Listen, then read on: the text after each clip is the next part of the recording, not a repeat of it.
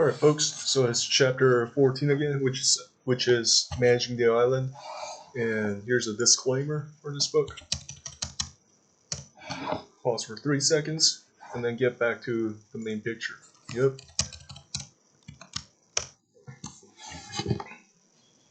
Alright. When they came back to their room, they didn't see anyone waking up, except for Thomas, who apparently had been startled awake by the sound of the door being opened. Thomas saw them soon, so he came over to talk to them. I think we'll eat breakfast at separate times with whomever we can because we are all tired and I'm tired too. Thomas glanced back. But look, Ephraim is awake, so you should go with him. He whispered and then yawned as he went back to his bed. Okay, Captain, Officer Kai said. Upon seeing that Ephraim was sitting on his bed, trying to shake himself back to reality, Pasios asked him if he wanted to join Officer Anatolius for breakfast. Did something happen? Ephraim whispered.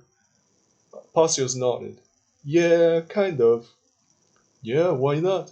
I'm starting to get hungry anyway, Ephraim said, and he slowly moved out of his bed to get ready. We'll see you outside.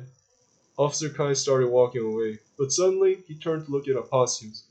Pasios, do you want someone else to come for breakfast, or just us three? Pasios saw for a moment when Officer Kai asked him a question.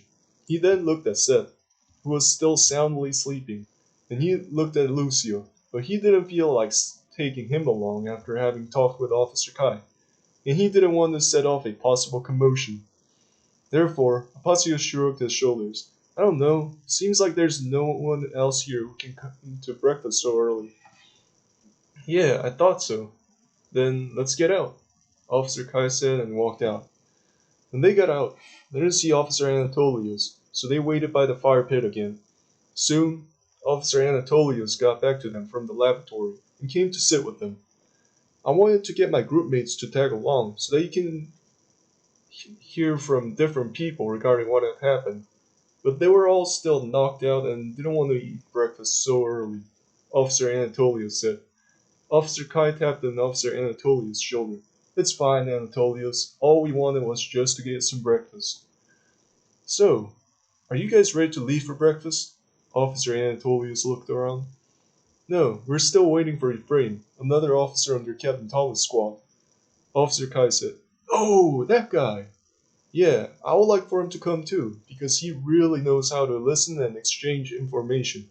I'll gladly wait for him, Officer Anatolius said. After a while of waiting, they saw Ephraim coming out of the barrack, so they all waved him to come over to them. Ephraim's movement was rather like dragging due to not being fully awake. Officer Anatolius spread out his arms in surprise. What's wrong, Ephraim? I'm not quite awake right now, but it'll be gone if I just walk it off, Ephraim said. Okay then, let's go for breakfast. Officer Anatolius motioned for them to follow. They took off for the gate, and they passed over other soldiers who were knocked out sleeping on the ground. Officer Anatolius started pointing at sleeping soldiers. Look at those guys. Some of them are my group members, and they drank much more wine than I did. Others are the archers, and look how order breaks down when Lord Pericles isn't present. It's well after dawn, but they are still out cold. Ephraim chuckled. It seems they drank like they were never given the chance to do so before. It's not recommended to be overly lazy and unorganized like this in the fortress, but still though. I do think that we need some break here and there for a while away from Lord Pericles, Officer Kai said. Yeah, I agree with that. I'm quite sure that Malay guys are living similar lives over there in Constantinopolis, Officer Anatolius said. Thus, they went for a walk to the town and they found a place that they could eat at. Officer Anatolius pointed at a table. Let's take a seat right there. Before starting, let me say something. Hey, Apasios, we don't usually eat out like this often when Lord Pericles is around. It's taboo to goof around when he has control, so we just take something from the food building or make our own in our rooms to eat and save money. I'm just telling you not to get accustomed to this lifestyle, Ephraim said. Yeah, we enjoy this too and we will happily pay for you because you haven't received your wage yet, but just don't take this for granted, Officer Kais added. Apostios nodded at their statements. Ephraim started smelling the aroma of the food shop. By the way, I really wanted some of those sweetbread that we had the other day, so let's order those too. He noticed that the serving lady had arrived with drinks, so he looked at her. Hey miss, do you guys have any sweetbread? She said yes, so they started ordering whatever they wanted. Throughout such time, they had trouble making decisions because she was quite pleasant to look upon. So when ordering was finally finished, they all sat around in silence and zoned out because their hearts were beating fast in intense excitement. It took some time for the food to come out, and when it finally came out, they all gave thanks and started eating. They started off with trivial conversations and continued until they held, but when talking started to be slow, Officer Anatolius decided it was time to pull out the main topic. Hey, Frame, I don't know if they told you about why we are meeting here, but it's because I wanted to tell you guys about what happened yesterday during the Archers meeting, Officer Anatolius said. Ephraim munched on his sweet bread. Yeah, I was wondering about that. It looked fun when I saw you guys there before I went to sleep. Then you've seen the beginning part. It all of a sudden became heated when one of the officers started talking about how he wants to leave all his group mates and go join up the armored archers. He then accused them of being cowards. Officer Anatolius stopped to munch on his bread for a while. You know that the officers are more like Captain's assistants? So his words offended everyone else in Captain Niles' group, but also made others in Captain George's group reconsider their choices. Then, it seemed like they were fed up with each other. I mean, hardly any of the archers died in the past, you know. He chuckled. When some soldiers die, they're eventually replaced with new soldiers. And new people mean more fun. So basically, life was quite mundane to them. And it seemed like they had it enough. Also, archers just don't have any interesting people in them, so it's harder for them to go through their days without anything special going on. Don't you guys agree that our group is much more fun than theirs? He looked around at them. Come to think of it, I could see where you're getting at, Officer Kai said. Maybe so, but I haven't been with them much, Pasio said. Frank took a deep breath. Well, of course we're socially so much better in every single way. One time I saw Captain Niles having the group meeting with his members, and they were so silent. Only Captain Niles and the officer guy were speaking. The rest of the group seemed like they wanted to leave. Yeah, I know, right? What seems really great in Cordile on the outside has a sickening wound inside, which is getting on molds due to its long time of existence. Officer Anatolius placed his hands on the table. But it's so awkward to address that wound to your members to help fix it, Officer Kai said. Officer Anatolius clenched his hands. That's why the leader has to carefully make situations for the members to help fix it. For example, Ephraim, he paused to think. You and Captain Thomas' idea of Saturday group discussion seemed like a very healthy way of keeping the group together. So I made Captain Claus start it several months ago.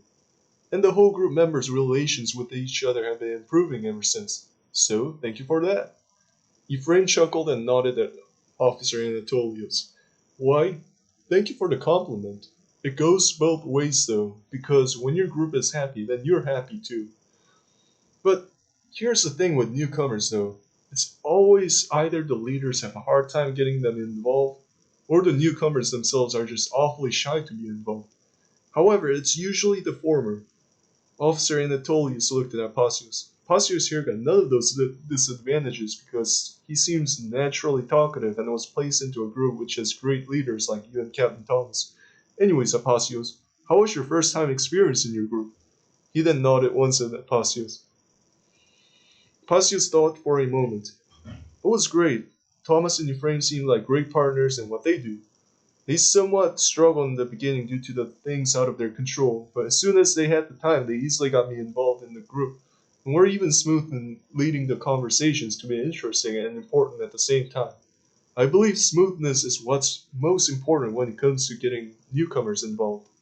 Yeah, see, Kai? Officer Anatolius looked at Officer Kai. Such smoothness, combined with Apostius' willingness to participate, leads to a harmonious atmosphere that we could easily assume that he has been with us for at least several months. Yeah, Apostius is such an extraordinary guy. I wonder why. Many of us were really shy when we first came here, Officer Kai said. My house was so boring in my younger days. My parents were often outside working, and when they did stay in the house, they were often tired and gloomy. Pasio scowled. I was doing all the talking. My older brothers were often away from home, so I don't want to go back to living an awkward life. That's why I try my best to avoid awkward moments. Pasios, it's okay. All of us has all of us have awkward lives in our families when we live with them for a long time. That's natural, Ephraim said. Apacio stared at Ephraim. Really? I thought I was the only one doing that. Oh, come on, kid. I just told you that archers have it terribly these days since they were faced with a dilemma of not addressing awkwardness in time. Anyways, we try our best to not make our groups have it awkward, since it's different from our blood family.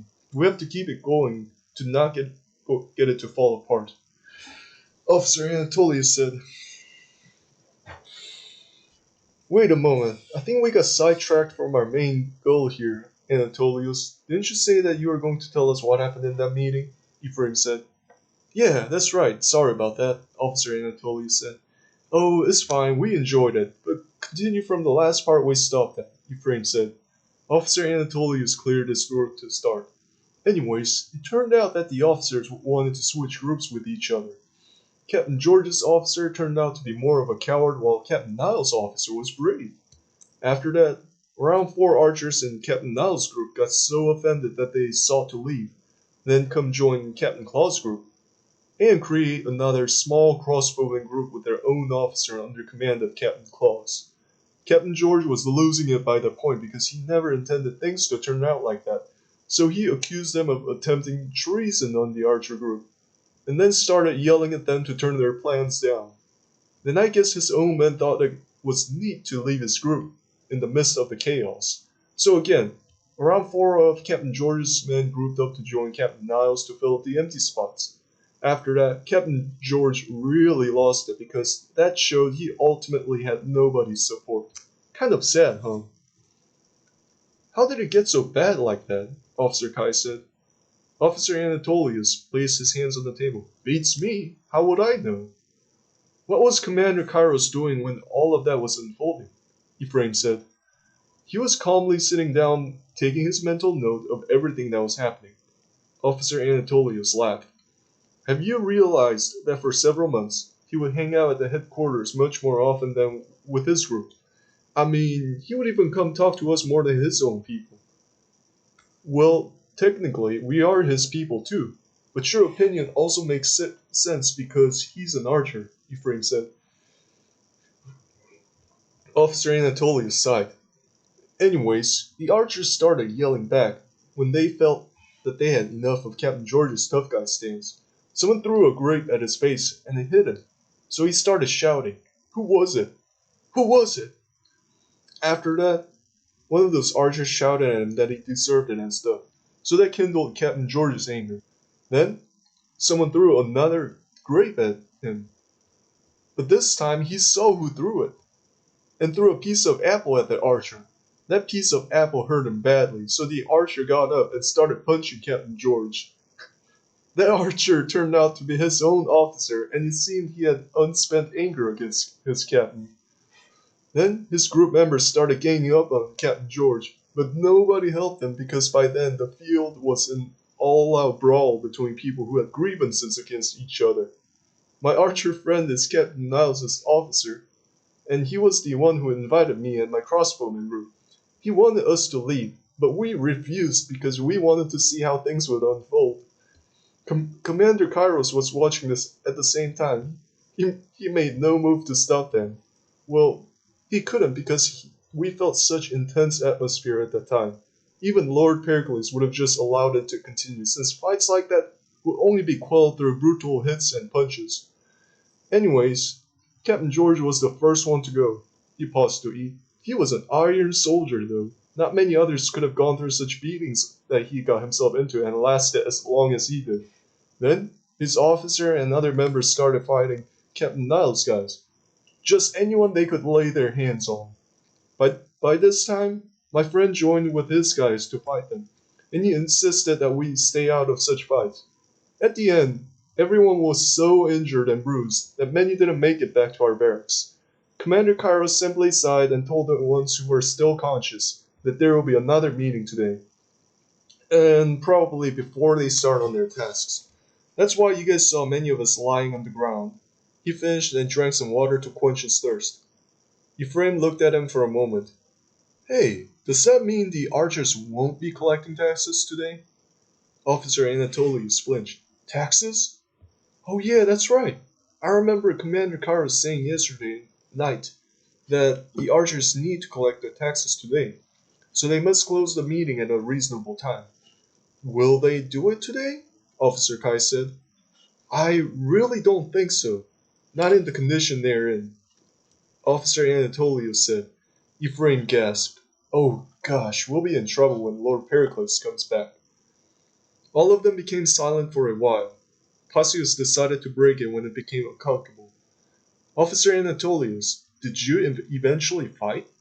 Oh no, I was lying there because I was just too drunk, Officer Anatolius said. Officer Kai gazed at him. Dude, that was one heck of a night. I don't know how they will come back together. I'm pretty sure they would. Not for several days, though, Ephraim chuckled. But it seems that's the way that they address past grievances then. Not a healthy way to do it, but they'll get over it before Lord Pericles shows up. Yeah, you may be right. Wasn't there another fight like that amongst them about a year ago? Officer Anatolius said. Ephraim rubbed his chin to think. Yes, there was. That was also when Lord Pericles wasn't around. Why wasn't he around at that time? He had to go on the quick tribute raid and only requested melee guys to come while we stay here and tend the fortress, Officer Kai said. Ah, that's right. They still haven't solved their problems then, Officer Anatolius said. Conversation was over by that point, so they started getting up and left the shop with full stomachs. Anatolius, that was great. Thanks for sharing with us about that, or else we would have never known, Ephraim said as they started walking back towards the fortress. No problem. Any time, my friend. Officer Anatolius looked around. But what was our task for today? The livestock enclosures are all cleaned. The firewood room is filled up. So what's next? Thomas talked about having to dig out all those tree trunks in order to flatten the road for the horses to move on, Ephraim said. Well, that would be such a hassle. I'll brace myself for some digging today, Officer Anatolius said. Thereafter, they sauntered back to the fortress. Many of their group members were sitting around the fire pit talking amongst each other and eating their last bits of breakfast. It was apparent that they had finished eating as well.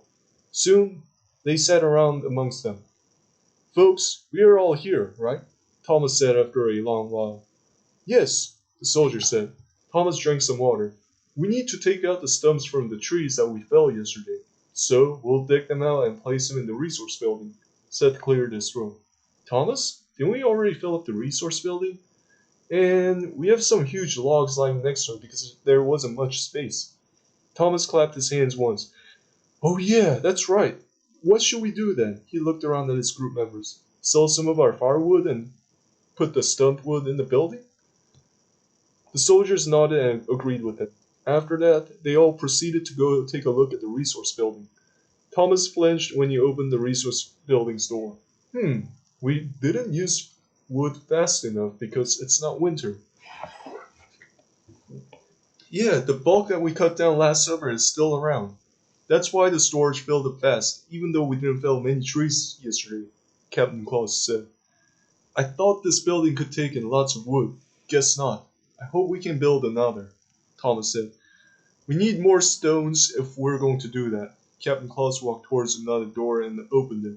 Look at the stone storage. It's almost empty and none of us feel like buying more stones. So we have to wait until we finish that southern road. Thomas took a deep sigh. He seemed to be thinking deeply about what they are going to be doing later. Nah, we'll just dig up all the stumps and their roots, then leave the rest of the road work to the melee guys. We did all we can do. Captain Claus folded his arms and grimaced. Oh, don't be lazy. Didn't Lord Pericles say this last year that any group that does most of the work on the southern road gets to keep that stone quarry? We could turn that into a stone mining complex. Thomas sighed again, as if that wasn't worth the effort. He then gazed at Captain Claus. Claus, you have a problem of just looking straight ahead. That's why you fail to see something which is more important than the thing you're looking at. Just think about that before you say anything about my attitude towards that petty stone mine. He then turned to look at Firewood, scratching his head and thinking what they should do. Captain Claus got really confused. That's why he started looking at Thomas in a funny way. Thomas just looked straight ahead at the firewood, which had been piled up behind the storage door. Captain Claus still couldn't get what that meant. This made him angry, and also made him humiliated in front of his group. Thomas, you're very absurd. What makes you think that I'm just looking straight ahead?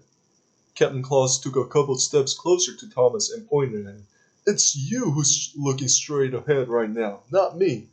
You know, I just hate this part about you. Always being so secretive and never saying anything about your thoughts plainly so that I won't understand and play me off like that. He was breathing heavily.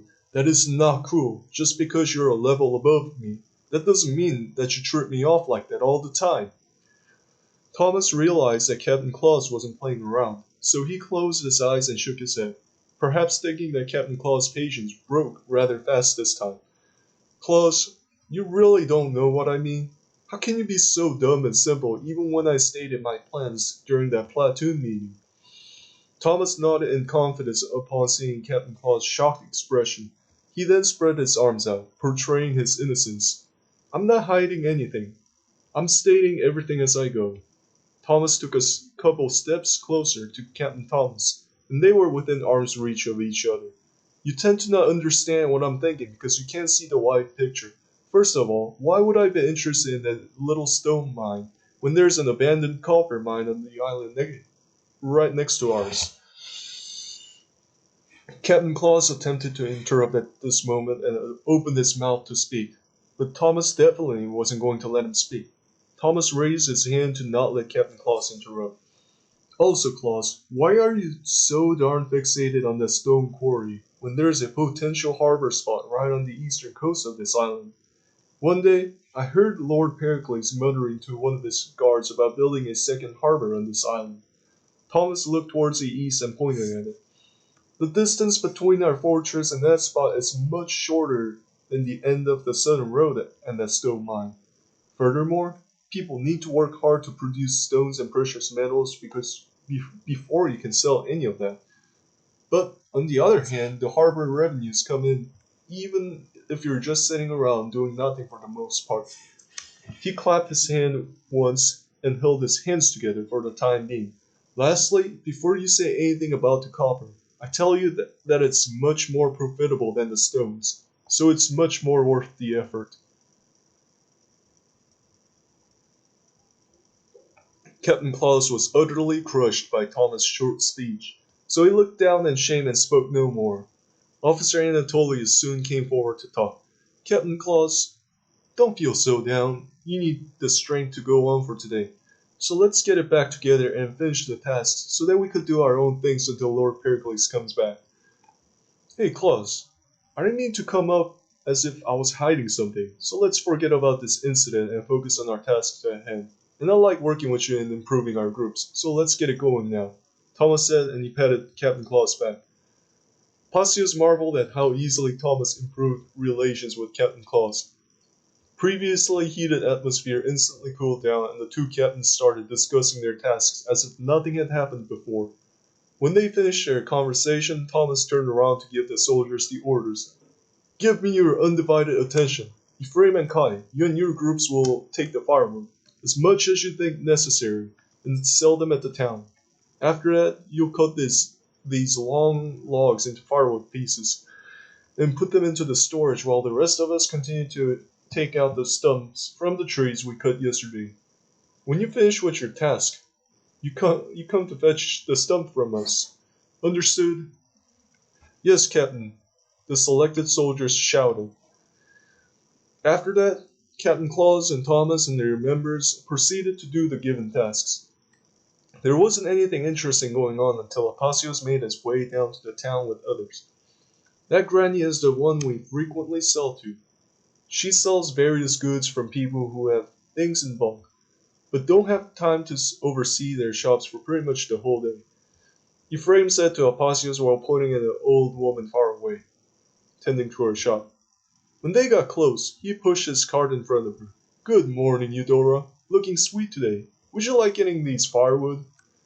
Eudora smiled. Why, thank you, my boy Ephraim. You're looking as handsome as ever. I'll take them for you if that's your wish, but I'll take a closer look at them first. Seeing the civilians quite frequently, some soldiers became very friendly with them, who in return treated them the same. Thank you very much. Ephraim then showed her carts full of firewood, to which she looked carefully, perhaps thinking whether to take them or not. Eudora felt the roughness of the firewood with her hands. You guys cut them very neat. That's why I always love seeing them. Seth stretched his arms and yawned. Thanks, lady. We know that their usage isn't the only part that people want. Eudora looked at them. I'm thinking that you guys will definitely bring more from your storage. Isn't that right? Ephraim gasped. Oh gosh, how did you know? Eudora sighed. Just by dealing with you boys every once in a while, it's enough for me to understand your moves. So start stocking them in my shop and come back to put more. I'll receive as much as my shop could take and pay you when everything's done. When they were halfway into putting firewood to Eudora's shop, Passios saw a man approaching. Ah, sweet! We've got some firewood here. Hey, lady, let me have some of that. The man had a small cart with him, and he quickly purchased some and left the place in a hurry. Wow, he seemed quite desperate for those firewood, Apacios said to Seth. Seth looked at the man rushing away. Yeah, people need them for cooking, so I guess that his family had just run out of them. Why don't they just cut the wood themselves? Apacios said.